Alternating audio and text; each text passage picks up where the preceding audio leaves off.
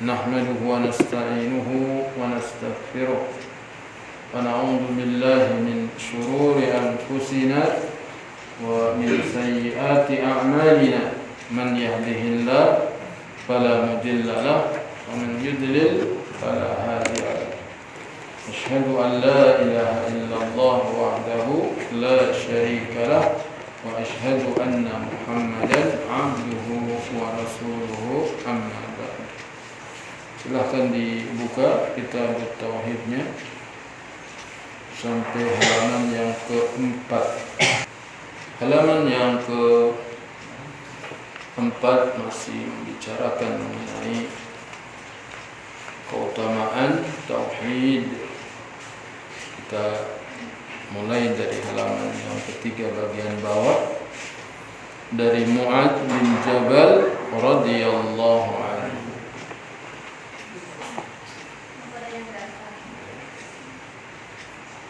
Dilihat tulisannya, kuntu radifan nabiyyi sallallahu alaihi wasallam ala himarin, bersama.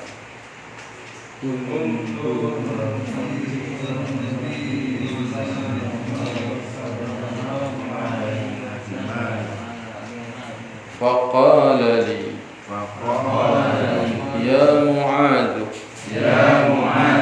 atadri ma haqqullahi 'alal ibadi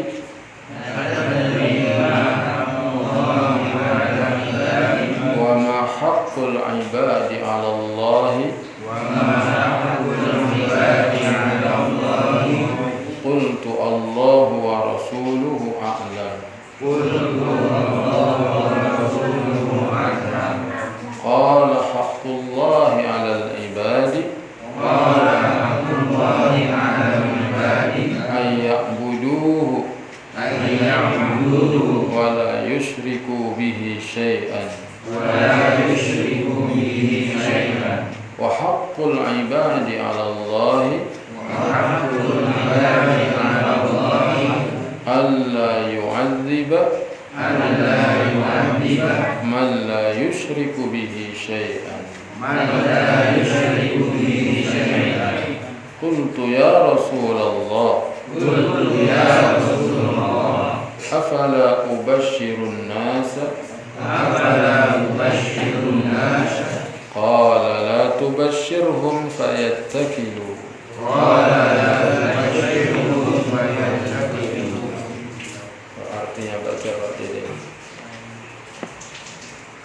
Artinya baca Aku pernah diboncengkan Nabi Muhammad SAW di atas seekor keledai.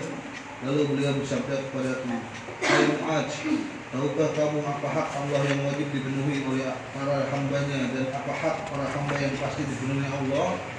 Aku menjawab, Allah dan Rasulnya lebih mengetahui. Beliau pun bersabda, hak Allah yang wajib dipenuhi oleh para hambanya ialah supaya mereka beribadah kepadanya saja dan tidak berbuat syirik sedikit pun padanya.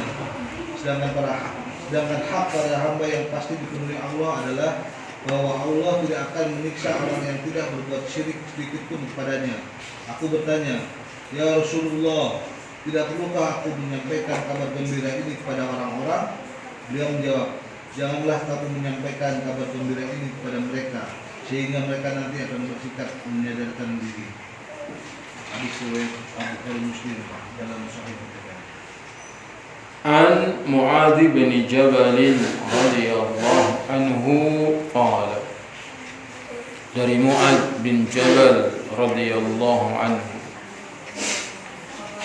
Mu'adz bin Jabal sawo matang kulitnya, berseri-seri wajahnya, kalau berbicara selalu tersenyum, sehingga kalau dia duduk banyak orang yang berkerumun kepadanya, senang mendengarkan kata-katanya. Maka beliaulah yang diutus untuk berdakwah ke negeri Yaman. Karena orang yang berdakwah hendaknya orang yang ramah, murah senyum,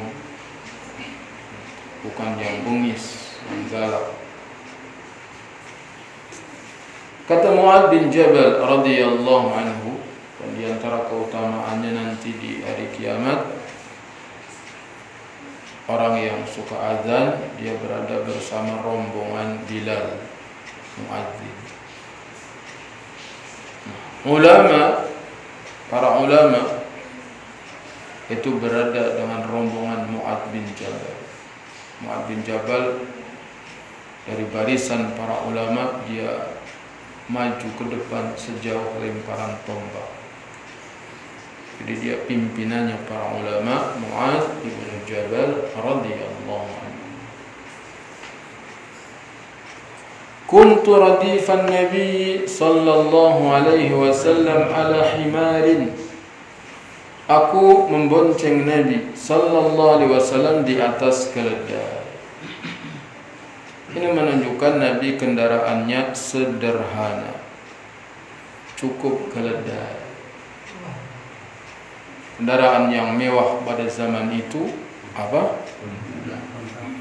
Gajah. Kendaraan yang mewah waktu itu apa? Gajah. Raja Beroha naik apa? Gajah. Kendaraan yang mewah, kendaraan darat sekarang ini apa? Lamborghini.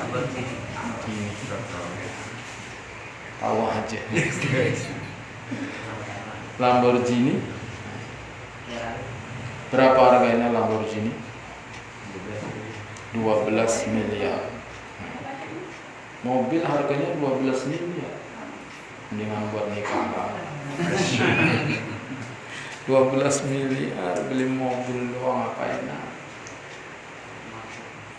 Rasulullah sallallahu alaihi wasallam kendaraannya sederhana, bukan kuda, bukan onta, kadang-kadang pakai kuda, kadang-kadang pakai onta.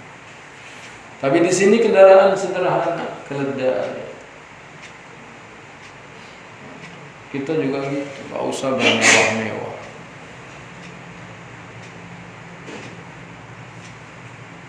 Motor yang harganya 300 juta. Ada apa enggak? Apa itu kemewahan? Ustadz pakainya motor yang gede. Ya nanti nabrak pohon paling bisa meninggal. Jadi kendaraan Nabi sederhana, keledai. Saya dulu ada teman ngaji, kendaraannya Harley. Masuk ke gang mertua saya, motor aja sempit, nggak bisa masuk. Akhirnya dia parkirnya di jalan. Kemudian ditegur sama sapamnya, dia bosnya. Sapamnya juga ngaji. Tahun 96. Tanya, Pak, nanti kalau Bapak pakai motor Harley begitu, kira-kira kalau ditanya nanti di akhirat tujuannya untuk apa? Motor mahal-mahal tujuannya untuk apa? Dia nggak jawab, tapi dijual. Dijual langsung motornya. Dia beli motor Honda 70. Ya, ini juga nggak harus begitu. Nyusahin diri kalau mogok. Jadi kendaraannya sesuai dengan kebutuhan. Nabi kendaraannya sederhana, keledai.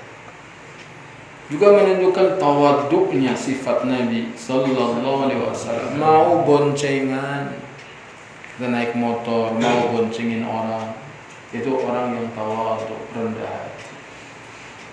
Orang yang sombong, bonceng dong, jangan udah dicuci kotor ntar. Orang yang sombong. Jadi kita ikuti sifat Nabi, kendaraannya sederhana. Kemudian mau berboncengan.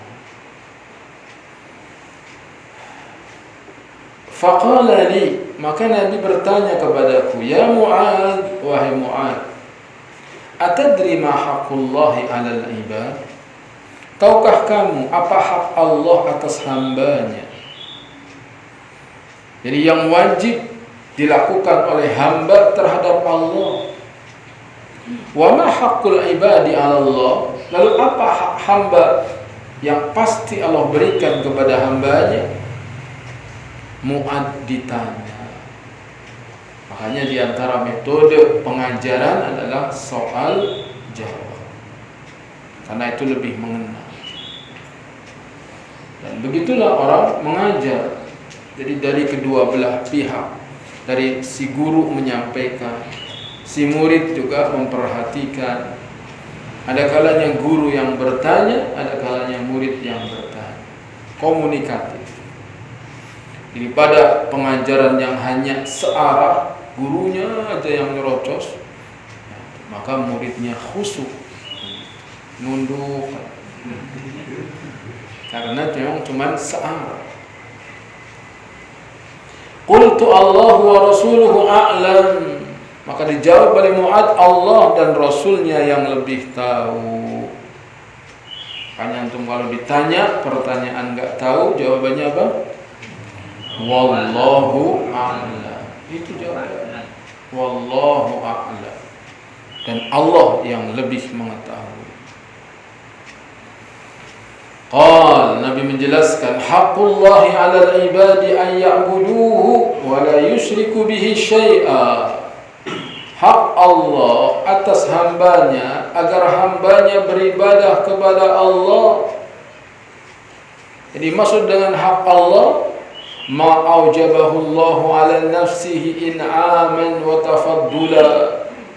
Apa yang Allah wajibkan buat dirinya sebagai pemberian nikmat dan keutamaan.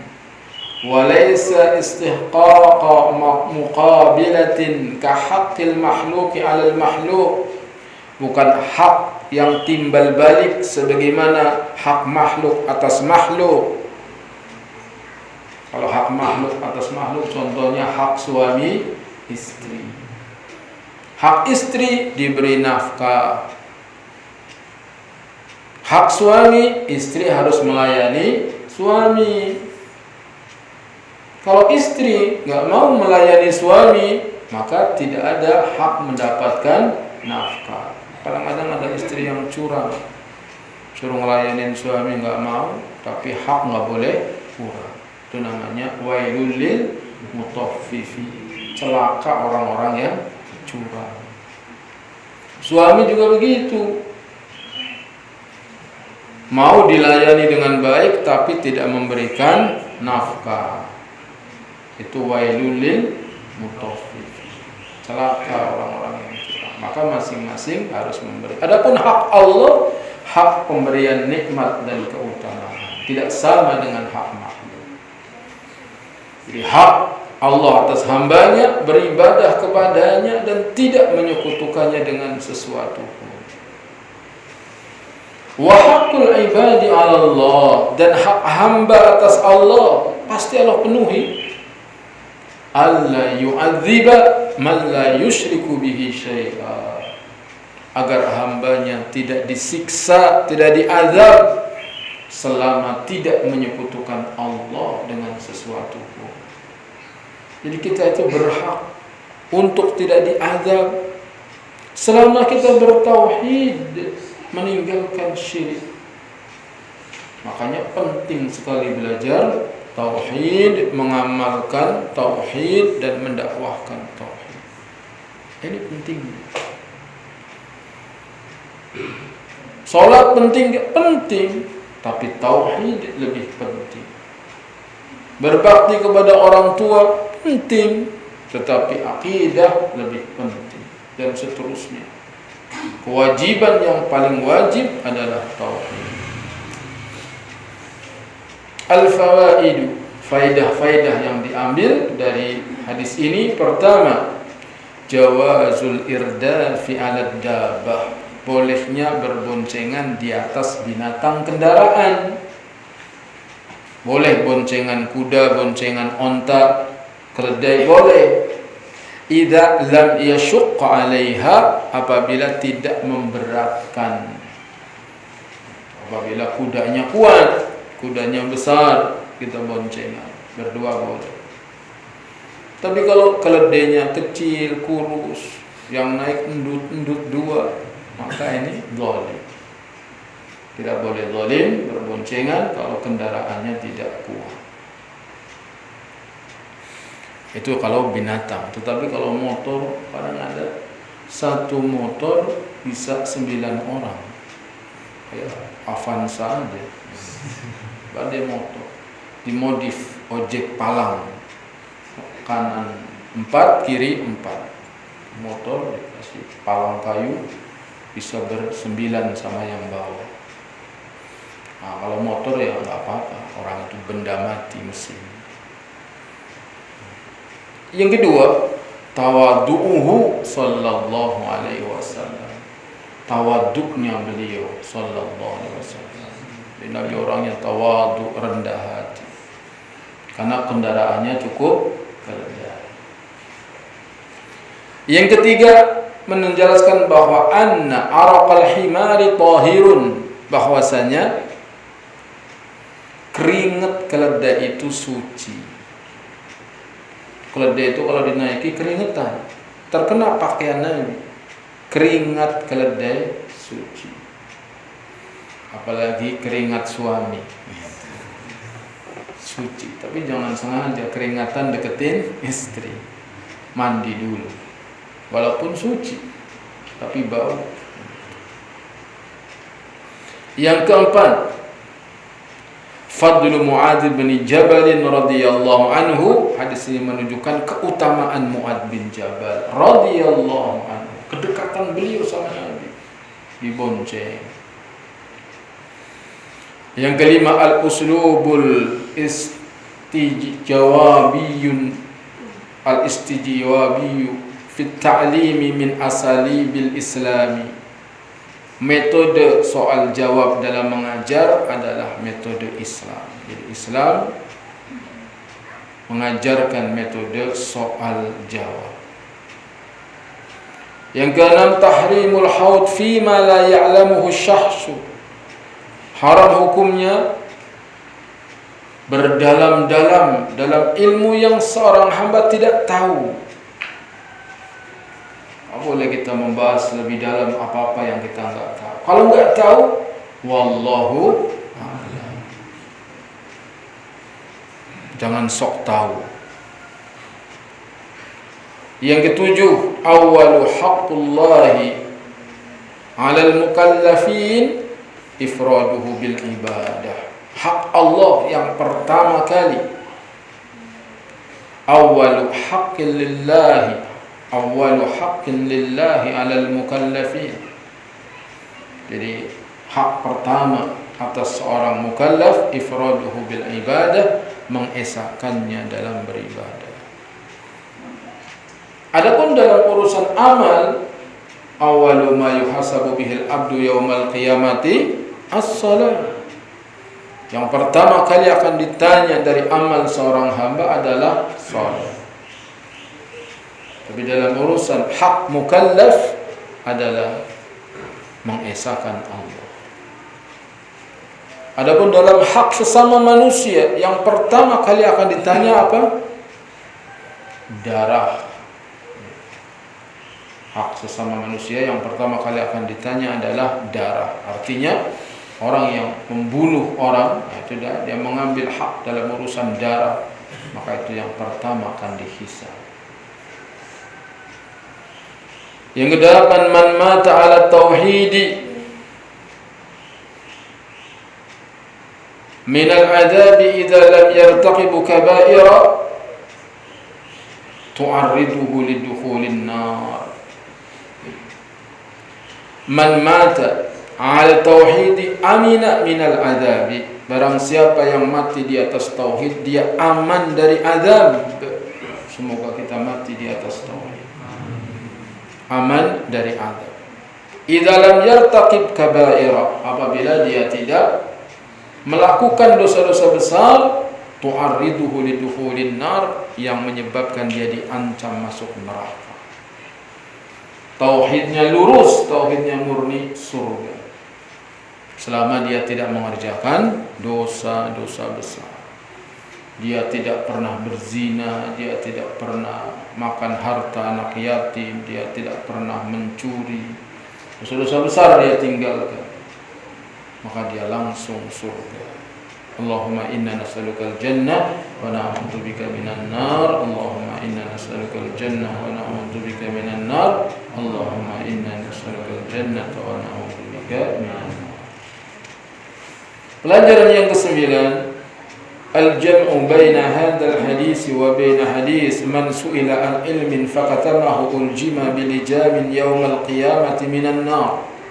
Korelasi hadis ini dengan hadis, barang siapa yang ditanya tentang satu ilmu lalu dia menyembunyikannya, maka dia akan diikat lehernya dengan tali dari api neraka. Diriwayatkan oleh Abu Dawud, Tirmidzi, Ibnu Majah dari hadis Abu Hurairah radhiyallahu anhu. Dikeluarkan juga oleh Ibnu Majah dari hadis Anas bin Malik radhiyallahu anhu. Gimana korelasinya? Dalam hadis ini, di akhir hadis kata Mu'adz, bolehkah aku sampaikan kabar gembira ini kepada manusia? Nabi mengatakan, la tubasyirhum fayattaqilu. Jangan kau sampaikan kabar gembira ini kepada manusia, nanti mereka akan bersandar. Yani mereka akan santai saja, yang penting gak syirik, surga. Kalau mereka meninggalkan berlomba-lomba dalam beramal, meninggalkan berlomba-lomba dalam beramal, maka disembunyikan hadis ini, enggak diberitahukan kepada orang lain. Sampai Mu'adz bin Jabal kisahnya mau meninggal baru disampaikan. Selama Mu'adz masih hidup, berita ini cuma didengar oleh Mu'adz, sebab Mu'adz enggak boleh nyampein sama siapa-siapa, khawatir orang akan bersandar. Maka jawabannya, anna hadits al-lijam yufidu tahrim al-katmi umuman fi jami'il masail. Dalam hadis lijam, hadis diikat mulutnya dengan api neraka, haram menyembunyikan ilmu secara umum dalam semua permasalahan. Kalau kita menyembunyikan ilmu, semua ilmu disembunyikan, ditanya bilang enggak tahu, ditanya bilang enggak tahu, haram. Kalau kita tahu harus kita jawab. Dalam semua permasalahan secara umum. Amma hadithuna hadha fayufidu jawaz katmil ilmi idza tarattaba ala idharihi mafsadatun mutahaqqiqatun. Adapun hadis kita ini menunjukkan bahwa boleh menyembunyikan ilmu apabila akan menimbulkan mafsadat apabila kita menyebarkannya secara hakiki. Jadi kalau ada ilmu yang kalau kita sebarkan akan menyebabkan kerusakan, mafsadat yang jelas, maka jangan disampaikan. Jadi ada perkara-perkara yang belum saatnya disampaikan. Misalnya anak-anak SD diajarkan alat reproduksi wanita. Ini nggak boleh anak SD, yang begitu mah nggak usah diajarin. Dulu pernah ada di Gagas, anak-anak SMP suruh belajar tentang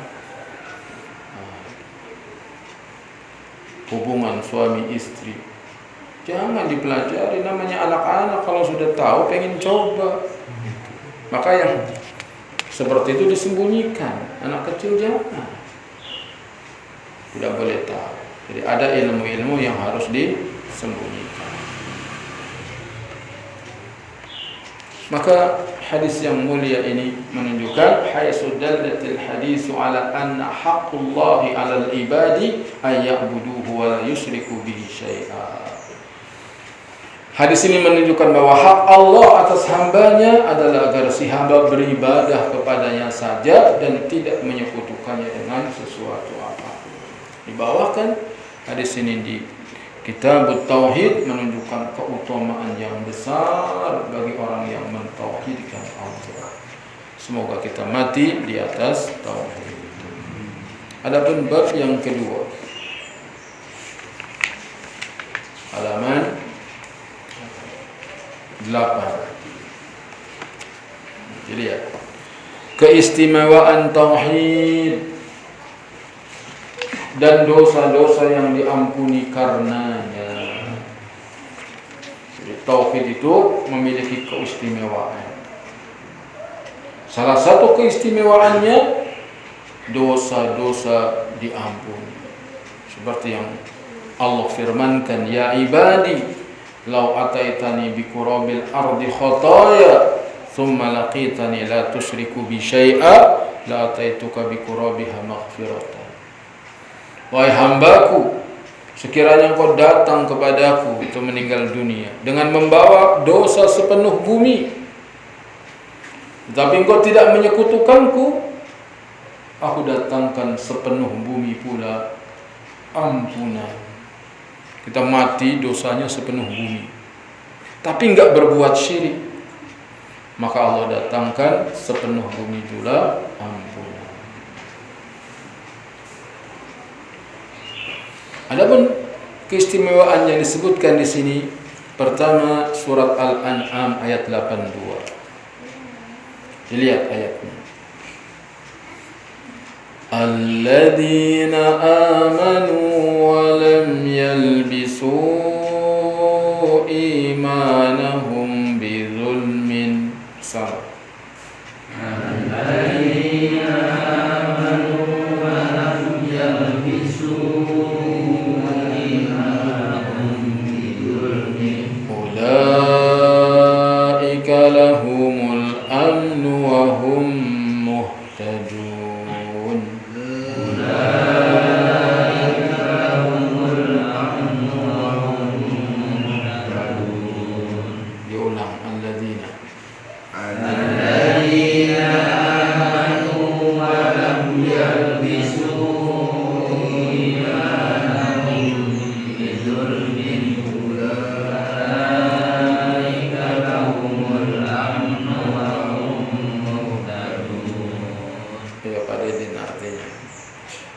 Orang-orang yang beriman dan tidak mencampur adukan iman mereka dengan kezaliman, mereka itulah orang-orang yang mendapat keamanan, dan mereka itu adalah orang-orang yang mendapat petunjuk. Orang-orang yang beriman, semoga kita termasuk orang yang beriman, yaitu mengimani rukun iman yang 6. Al-imanu lughatan at-tasdiq. Iman secara bahasa artinya membenarkan, percaya. Wa syar'an, adapun iman menurut syariat, i'tiqadun bil janan, meyakini dengan hati. Wa qaulun bil lisan, mengucapkan dengan lisan. Wa amalun bil arkan, dan mengamalkan dengan anggota badan. Yazidu bit ta'ati wa yanqusu bil ma'siyah, akan bertambah dengan ketaatan, berkurang dengan kemaksiatan. Itu iman. Iman secara bahasa artinya apa? Percaya. Menurut syariat, keyakinan dengan hati, ucapan dengan lisan, diamalkan dengan anggota badan, bertambah dengan ketaatan, berkurang dengan kemaksiatan. Kalau kita berbuat maksiat berarti imannya berkurang. Tapi kalau kita beramal taat, imannya apa? Bertambah. Jadi kalau pengen kuat imannya, banyak beramal taat. Beramal taat banyak. Contohnya ini nasi meja untuk ngaji. Ini amal taat. Cuman saya jadi kependekan. Berarti besok harus ada kasih busa buat duduk ya. Akan bertambah dengan sebab ketaatan. Alladzina amanu wa lam yalbisu, ay lam yakhlitu, dan tidak mencampur adukan imanahum bidzulmin, keimanan mereka dengan kezaliman. Dia beriman dan enggak berbuat zalim. Bidzulmin ay bisyirkin, yaitu dengan kesyirikan. Dia beriman dan tidak berbuat syirik. Wa dzulmu thalathatu anwa'. Zalim itu ada 3 macam.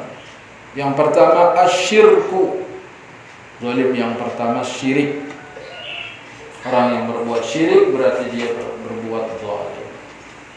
Dan itu sebesar-besar kezaliman. Yang kedua, zulmu syahsi li nafsi. zalimnya seseorang terhadap dirinya sendiri. Misalnya kita subuh begini, nggak bangun, tidur aja, zalim kepada diri sendiri. Nggak merugikan orang lain, yang rugi siapa? Kita sendiri. Berbuat maksiat, mata dibiarkan melihat yang haram, telinga dibiarkan mendengar yang haram, itu zalim terhadap diri sendiri. Yang rugi bukan orang lain. Kamu zalim kepada diri, kamu nggak mau sholat, ya sudah, yang rugi kamu. Dulu ibu saya kalau saya disuruh ngaji, zaman dulu ngaji itu jalan gelap, berangkatnya masih rada terang, tanahnya becek, tanah liat, kayak sendal jepit putus, malah nempel di tanah liat, ditarik putus. Itu dia zaman dulu jeblok ya. Tapi kalau kita nggak mau berangkat, kata ibu saya, sana rugi juga sendiri yang rugi. Dibiarin nggak mau berangkat. Saya mikir di rumah, ya Allah, kalau nggak berangkat rugi sendiri. Mikir, akhirnya saya berangkat juga tapi lewat pintu belakang. Malu, tadi udah bilang nggak mau berangkat. Akhirnya berangkat lewat pintu belakang. Dan memang benar, kalau kita nggak mau ngaji dari kecil, yang rugi bukan orang tuamu, bukan orang lain, diri kamu sendiri. Zalim kepada diri sendiri. Anak yang di pesantren itu nggak mau belajar, emang siapa yang rugi? Orang tua udah menunaikan kewajiban menyekolahkan, membiayai. Nggak mau belajar, kamu sendiri yang rugi. Sekiranya anak-anak kita tahu yang seperti ini, saya dia akan berpikir. Kasih tahu. Yang ketiga, dzulmu syahsi li ghairihi, zalimnya seseorang kepada orang lain. Zalim kepada orang lain, menghina, mencaci, memukul, mengambil hartanya tanpa hak, zalim kepada orang lain. Jadi zalim ada berapa? Tiga. Satu, syirik. Dua, zalim kepada diri sendiri. Tiga, zalim kepada orang lain. Nah, orang yang beriman, yang tidak mencampur adukan keimanannya dengan kezaliman, ulaika lahumul amnu, mereka itulah orang-orang yang aman. Al-muradu bil amni, yang dimaksud aman di sini, al-amnu min dukhulin nar idza lam yusirra 'alal kaba'ir ma'at tauhid. Jadi aman dari masuk neraka apabila tidak terus-menerus berbuat dosa besar dan dia bertauhid. Dia bertauhid dan tidak terus-menerus berbuat dosa besar. Mungkin dia pernah berbuat dosa besar tapi taubat. Taubat dari dosa-dosa besar dan dia terus bertauhid. Maka dia aman dari masuk neraka. Enggak akan masuk neraka. Semoga kita termasuk golongan ini. Awil amnu minal khuludi finnari, atau aman dari kekal di neraka. Dia masuk neraka juga tetapi enggak kekal. Mungkin 100 tahun atau 1000 tahun, naudzubillah. Akhirnya baru keluar dari neraka. In kana musirran 'alal kaba'ir ma'at tauhid, kalau dia terus-menerus berbuat dosa besar tapi dia orang yang bertauhid. Dia tauhid tapi dia senantiasa berbuat maksiat, dosa sampai mati. Dia aman. Aman dari apa? Aman dari kekal di neraka. Berarti masuk apa enggak? Masuk neraka, cuman enggak kekal. Naudzubillah. Jangan coba-coba. Semoga kita aman dari masuk neraka. Jadi langsung surga. Ma yustafadu min al-hadis, al-fawaid min al-ayah, faedah dari ayat ini, la sihhata lil imani ma'asyirki. La sihhata lil imani ma'asyirki. Tidak sah iman jika disertai dengan kesyirikan. Tidak sah imannya. Kan banyak kaum muslimin di negeri kita dan negeri yang lain, semuanya ngaku beriman, Tetapi dia juga berbuat syirik, percaya kepada dukun, minta-minta kepada orang yang sudah mati di kuburan, mempelajari ilmu pelet, punya jimat-jimat, dan lain-lain kesyirikan. Berdasarkan ayat ini tidak sah. La sihhata lil imani ma'asyirki. Tidak sah keimanan jika dicampuri dengan kesyirikan. Yang kedua, tasmiyatus syirki zulman. Syirik disebut juga zalim karena menempatkan sesuatu bukan pada tempatnya.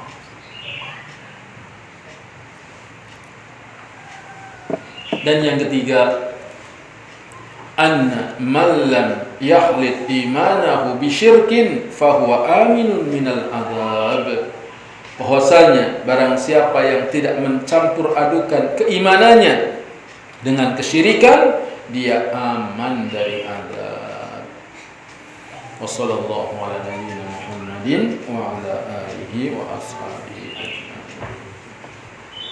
Semoga bermanfaat. Mohon maaf apabila banyak kekurangan. Subhanakallahumma bihamdika asyhadu an la ilaha illa anta astaghfiruka wa atubu ilaik.